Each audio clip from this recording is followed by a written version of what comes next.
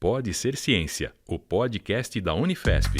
Aplicar sanções econômicas é um tipo de interferência à soberania nacional de um país? Os países, no plano internacional, eles são soberanos. O que significa isso? Que os estados, quando formados, eles têm justamente poder dentro da jurisdição do seu território. Ou seja, não existe nada no plano internacional, nenhuma organização, nenhum tratado e nenhum outro estado que poderia intervir na jurisdição, na soberania daquele território. Eventualmente, os países no sistema internacional, eles utilizam políticas de sanções econômicas para afetar um determinado país, ou seja, para exercer poder sobre outros países. Ela é uma forma não bélica de entrar em conflito com um determinado país, de impor uma sanção, de prejudicar ou de exercer poder. As sanções econômicas são consideradas uma forma de interferência na soberania de um país, sobretudo quando é imposta unilateralmente, sem endosso de qualquer organização internacional e sem uma justificativa plausível. Aliás, nós temos diversos tipos de sanções, não apenas sanções econômicas, mas nesse ano de 2025 os Estados Unidos vêm impondo sanções políticas, inclusive ao Brasil, como restrições a viagens, bloqueio de ativos de líderes ou membros de governos, suspensão de ajuda diplomática. Olá, pessoal! Estamos começando o Pode Ser Ciência. Eu sou a Rosângela Martins. E eu, a Juliana Mastruno. No episódio de hoje, a nossa convidada é Regiane Bressan, docente do campus Osasco. Nós vamos falar sobre soberania nacional, o significado deste termo, as relações entre os países, o papel das organizações internacionais. Soberania nacional. Este é o nosso tema de hoje. Está começando o Pode Ser Ciência, podcast de divulgação científica da Unifesp. Seja bem-vindo ao Pode Ser Ciência. Para a gente começar a nossa conversa, por favor, gostaria que você se apresentasse, falasse sobre você, sobre o seu trabalho na Unifesp, suas pesquisas. Eu sou Regiane Bressan, professora do curso de Relações Internacionais da EPEM, Escola Paulista de Política, Economia e Negócios. Eu ingressei na Unifesp em 2013 e desde então eu leciono disciplinas ligadas à integração regional, regionalismo, blocos econômicos internacionais. As minhas pesquisas, elas versam sobre as negociações e a formação de blocos econômicos, bem como projetos de integração política entre os países. O que é a soberania nacional de um país? E como que a gente pode definir que existe uma interferência à soberania de um país? Soberania nacional é o poder supremo de um Estado de se autogovernar. Ou seja, quando nós pensamos em soberania, nós temos que pensar tanto no plano interno, ou seja, no plano doméstico, quanto no plano externo. Isso significa que o país tem o direito de decidir sobre os seus próprios assuntos, sem a interferência de outras nações. O que se vai fazer dentro do seu território, população, criar leis, governar, exercer autoridade. Então, essas são todas pautas de um país com soberania doméstica. Já a soberania externa é a independência que o Estado tem em relação aos outros, o que lhe permite fazer nas relações internacionais. Existe algum limite específico para essa interferência nos países por conta dos tratados? Os estados, eles assinam os tratados para dizer, olha, eu me comprometo com esse tema, mas não há nenhuma regra que esteja acima do poder dos estados, da soberania dos estados. E o primeiro deles é a convenção, ou seja, é quando os estados se reúnem muitas vezes para um tema inédito para definir como vamos trabalhar com esse tema. Depois da convenção, nós temos justamente a criação de regimes internacionais. E a partir desses regimes internacionais que a gente começa a criar regras. Então, o Protocolo de Kyoto, ele deriva de uma convenção, de convenções ambientais, que foram criadas a partir de 72, com a Convenção de Estocolmo, e a partir de então os países criaram uma série de regras que vão lidar com as questões ambientais para o controle da emissão de gases de efeito estufa. Depois dos regimes, nós vamos ter a criação das organizações internacionais. E essas, sim, são mais engessadas, mais sólidas, elas têm regras muito explícitas. E é nessas organizações que eu muitas vezes vou ter condições ou capacidade de fazer com que a regra seja cumprida. Quais exemplos de interferência e soberania nacional você pode dar para a gente? Assim, há interferências mais veladas e outras mais explícitas? Tem interferências que podem ser mais óbvias, menos óbvias. Então, interferências explícitas, eu poderia citar intervenção militar direta, como a invasão do Iraque em 2003, mas nós temos também aquelas que são veladas, como ações de desestabilização de governos por meio de financiamento de grupos de oposição, ciberataques, campanhas de desinformação para influenciar eleições. Então, por exemplo, a gente percebe que a onda conservadora, ela começou na Europa quando teve a eleição, o plebiscito para a campanha do Reino Unido, em que majoritariamente, ainda que com uma diferença muito pequena, decidiram pela saída do Reino Unido da União Europeia.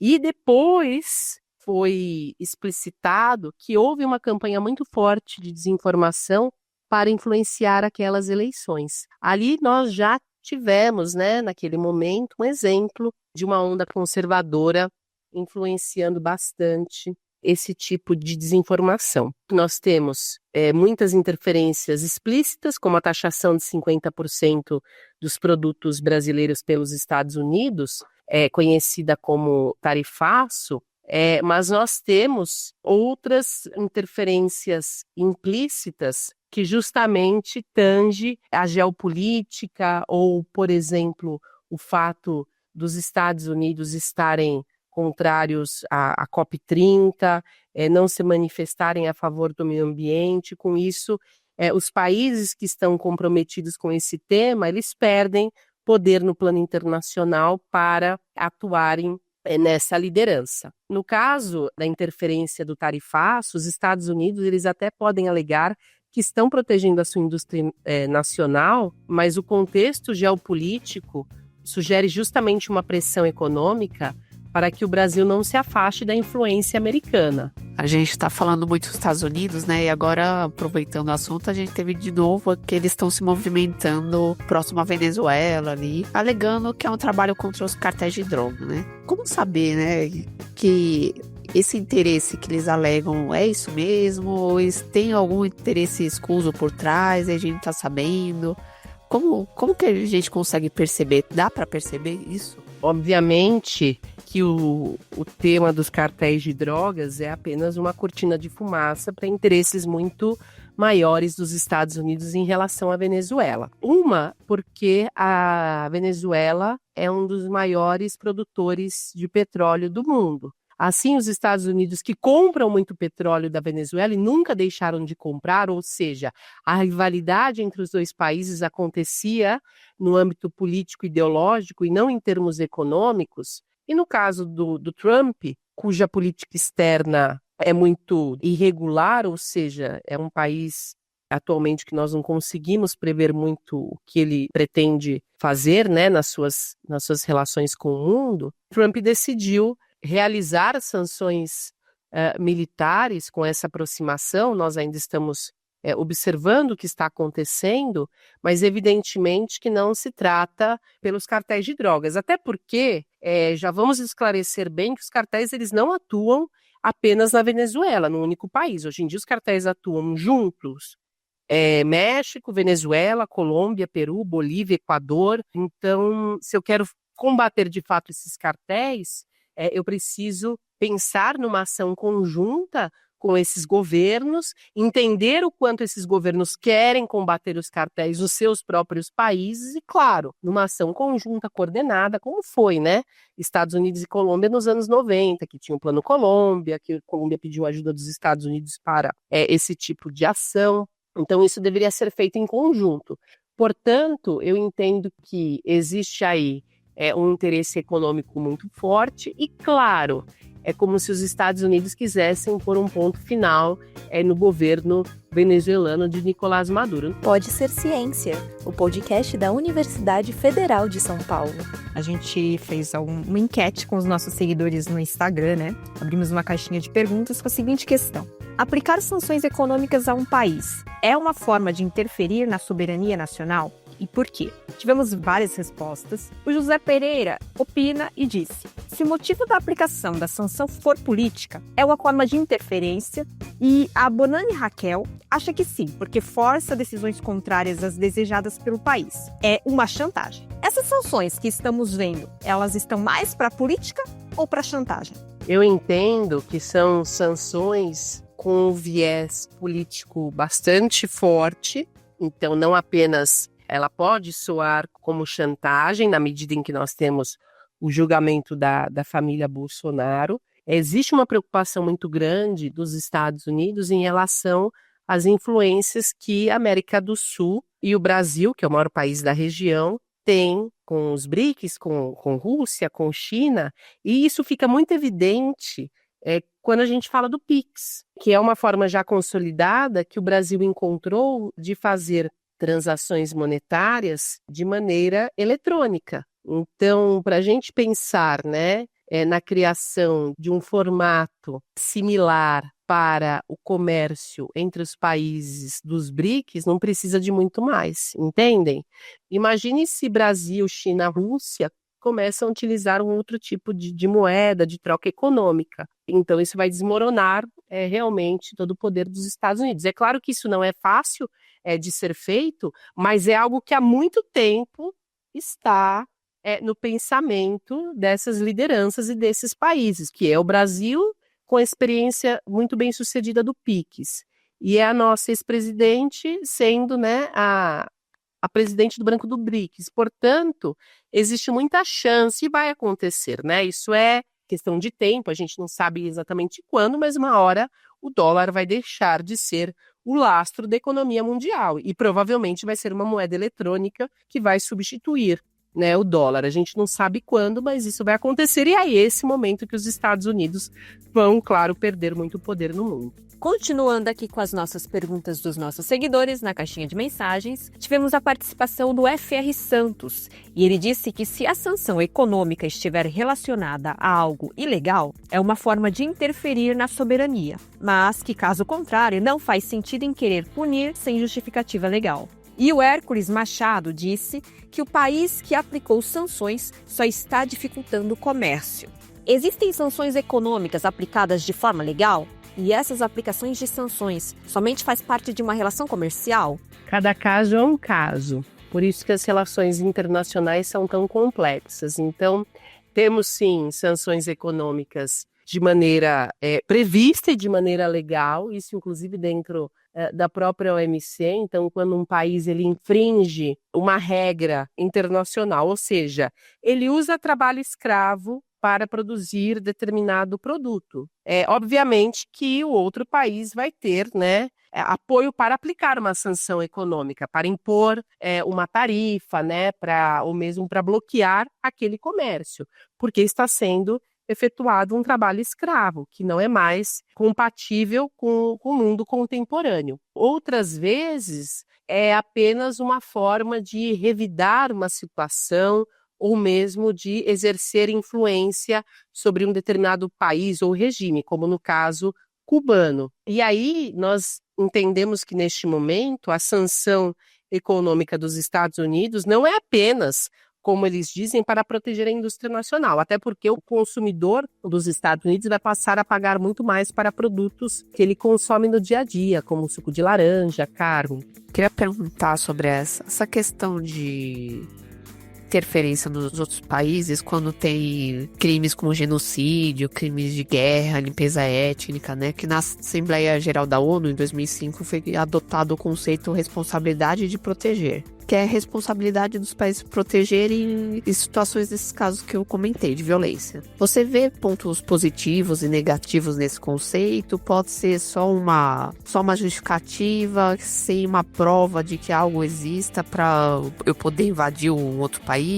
A responsabilidade de proteger é um princípio político global endossado por todos os países da ONU da Cúpula Mundial de 2005. O que estabelece esse acordo? Que a soberania de um país não é um direito absoluto, mas uma responsabilidade. E que, no caso, a comunidade internacional ela tem o dever o quê? De intervir se um Estado falha em proteger a sua população de crimes em massa. Então, pontos positivos, por exemplo, é a prevenção de atrocidades, ou seja, é um grande apelo para que a comunidade internacional não ignore crimes como genocídio, crimes de guerra, limpeza étnica, crimes contra a humanidade, e assim o conceito busca evitar que eventos como o genocídio em Ruanda, onde a falta de ação externa acabou resultando na morte de centenas de milhares de pessoas, evitando que isso se repita. Além disso, existe o fortalecimento dos direitos humanos, ou seja, ao colocar a proteção da população acima da soberania absoluta do Estado, a R2P, né, como a gente chama, ela eleva a importância dos direitos humanos no cenário internacional. Ou seja, ela sugere que a principal responsabilidade de um governo é garantir a segurança e o bem-estar de todos os seus cidadãos, e que essa responsabilidade ela deve ser monitorada pelo mundo. Além disso, ela é um grande incentivo à diplomacia, ou seja, ela não se resume à intervenção militar. Ela encoraja uma abordagem em 3 pilares: a responsabilidade do Estado de proteger a sua própria população, a assistência da comunidade internacional para ajudar o Estado a cumprir essa responsabilidade e a ação coletiva em casos de falha. Isso promove o quê? A diplomacia, a mediação a outras formas de intervenção não coercitiva, antes de que a força militar seja considerada. Bom, como ponto negativo, é a própria ameaça à soberania nacional. Então, claro que a possibilidade de intervenção ela é vista como uma violação à autodeterminação de um país, abrindo a porta para que os países façam intervenções em assuntos domésticos sob o pretexto de proteger a população, e além do risco de abuso dessa regra, ou seja, um país pode alegar que o outro está cometendo os crimes, justificando uma intervenção que, na realidade, visa obter recursos naturais, derrubar um regime que não é favorável, ou mesmo expandir a sua esfera de influência. No entanto, alguns críticos vão dizer que crises humanitárias recebem atuação e intervenção imediata e outras são ignoradas. Então, será que também não existe uma seletividade em relação a como essa regra é aplicada? Bom, a gente citou aqui a ONU, né? Então, qual que é o papel dos órgãos internacionais nessa temática?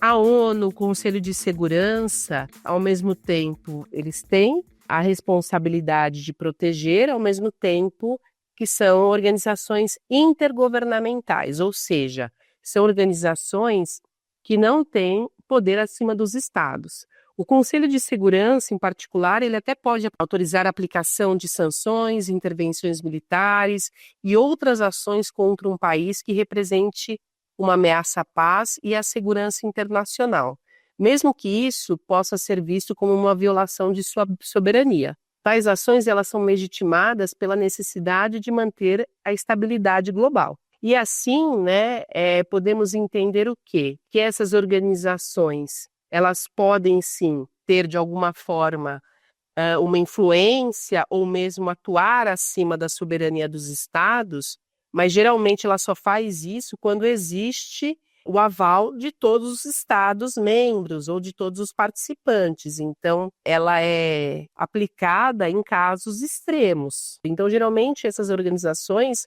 elas atuam sobre outros estados quando, de fato, esses falham em relação à soberania, ao direito de proteger. Do contrário, existe um limite muito grande, ou seja, é muito mais os estados cumprirem as suas regras, serem leais do que o poder delas atuarem sobre eles. Como que o Brasil e outros países podem se defender dessas tentativas de interferência nacional? Por meio de negociação, recorrer a outros países aliados? O Brasil deve manter a sua soberania na negociação internacional com os outros países, mas, sobretudo, havendo uma concertação doméstica que, claro, mantenha o país dentro dos preceitos democráticos, a partir de instituições fortes e a partir de leis que são, claro, cumpridas, obedecidas pelos atores domésticos. As relações internacionais, elas são regidas pelas próprias relações dos países, que são os principais atores, bem como por organizações que são intergovernamentais, ou seja, as próprias organizações são responsáveis por tentar balizar um pouco da conduta e relacionamento dos países, mas tampouco estão acima dos Estados, ou seja, cabem aos Estados cumprir com a lealdade em relação às suas regras e acordos. Assim, os países, através da sua política externa, bem como através das organizações internacionais, vai defendendo a sua soberania e mantendo, claro, a sua ordem doméstica no plano internacional.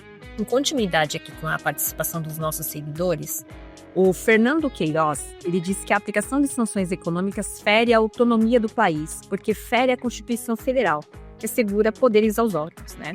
Na Constituição Federal, a gente tem alguns artigos que citam sobre a soberania em vários itens. Por exemplo, no artigo 1º, diz que o Brasil tem como fundamento a soberania. No artigo 14, a soberania do voto. No artigo 91, o Conselho de Defesa Nacional, que é um órgão que compete assuntos relacionados à guerra, à paz e defesa do país, né? E no artigo 170, a soberania nacional da ordem econômica. Qualquer país que queira interferir nestes assuntos está ferindo a soberania brasileira? Com certeza. Na Constituição, não apenas brasileira, mas de todos os países, né, em geral, todos eles vão reafirmar a soberania sobre um território, na cultura, na determinação do seu governo. E quando um país quer infringir a soberania de outro Estado, ele está ameaçando outro Estado. E é por isso que a nossa política externa tem um princípio da não ingerência, ou seja, nós não vamos cometer ingerência ou nos envolvermos em temas domésticos de um país porque estaríamos desrespeitando a soberania dele. Se a gente quer soberania, né, se a gente quer preservar a nossa soberania, é muito importante que o Estado brasileiro também saiba respeitar a soberania dos outros países. E isso é o que ocorre com a Venezuela. Ou seja, o Brasil tentou negociar, pediu para o Maduro apresentar as atas das eleições de 2024.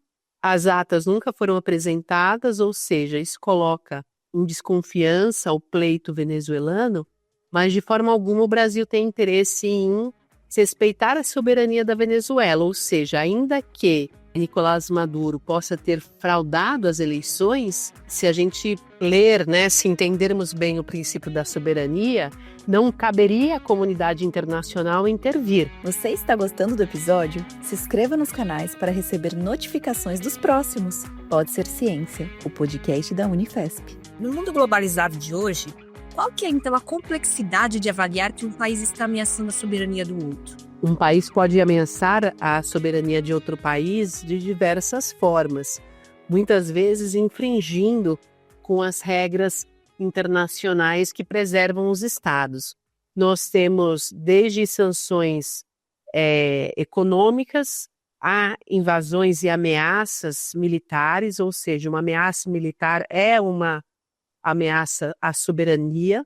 Temos questões da ordem de direitos humanos, questões ambientais que podem infringir a soberania dos outros países. O ponto é que num mundo de tanta interdependência, dificilmente os países vão conseguir lidar com os problemas sem pensarem numa cooperação internacional ou mesmo numa aliança internacional para driblarem as situações de interdependência. Ou seja, eu vejo muito mais preocupação em como lidar com os problemas sem infringir a soberania do que os países resolverem sozinhos os seus desafios.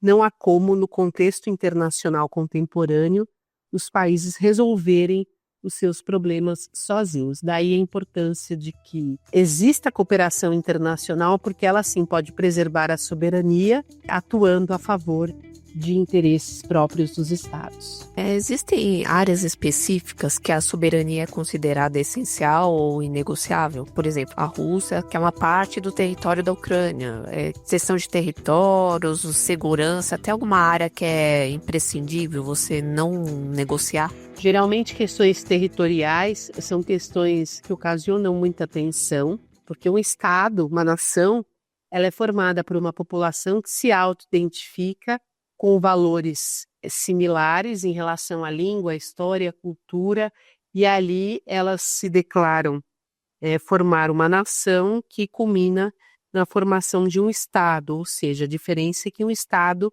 ele está geograficamente localizado, e uma nação é a identidade de um povo, ou seja, um Estado ele é formado por uma nação. Além de território, eu poderia dizer que ameaça a valores. Isso é muito debatido dentro da arena dos direitos humanos, ou seja, pensar em como avançar nos direitos humanos sem infringir a soberania de cultura dos países, porque os países têm culturas diversas e gostariam muitas vezes de preservá-las.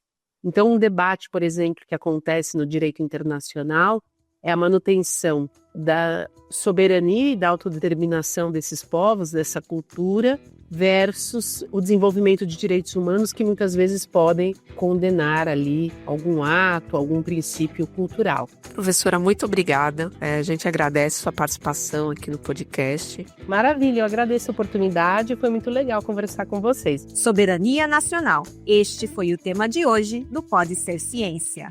E aqui vai o spoiler do nosso próximo episódio: Antropologia Forense. Você sabe o que esse profissional faz? E mais, as informações que podem ser encontradas nos nossos ossos, os métodos utilizados para essa investigação, quais profissionais podem atuar como antropólogo forense? Não vai perder, né? Até mais! Pode Ser Ciência, o podcast de divulgação científica da Unifesp. Gostou do episódio? Você pode escutar novamente e compartilhar com as pessoas. Busque Pode Ser Ciência nas plataformas de áudio e no YouTube. youtube.com/unifespoficial. O Pode Ser Ciência é uma realização do Departamento de Comunicação Institucional da Universidade Federal de São Paulo.